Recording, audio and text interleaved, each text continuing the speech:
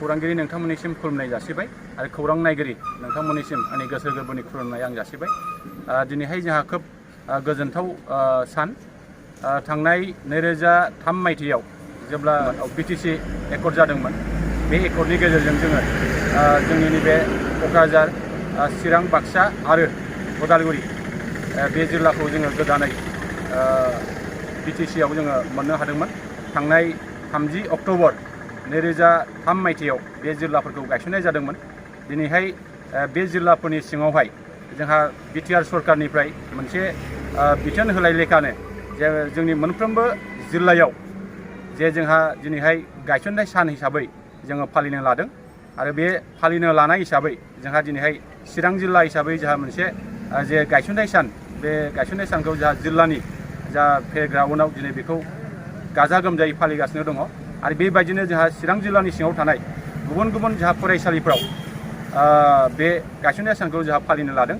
बे लेखायैनो जोंहा रुनिकाटा higher secondary स्कुलावबो दिनैनि नैबे जे चिरां जिल्लानि जे गायसननाय सान, बे गायसननाय सानजों लोब्बा लाखिनानै जोंहा दिनैहाय बाहाय जोंहा मोनसे साइकेल रेलि जा हाबाफारि लादों।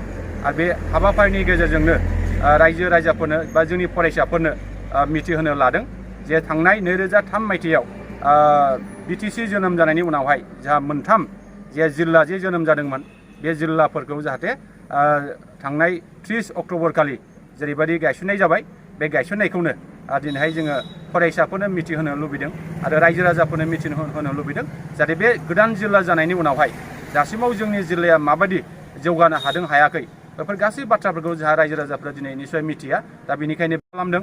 बे हाबाफारिया खोब मोजां जादों आरो फैबाय थानाय समावहाय बे हाबाफारिया जाहाथे मोजाङैनो खुंफुंजागोन बा बेबादिनो हाबाफारिखौ जों लांबाय थानो हाथों, आं बेखौ मिजिंथियो। আমার রুনিকাটা হায়ার সেকেন্ডারির পৰা এখন সাইকেল রেলি আয়োজন করা হয়েছে।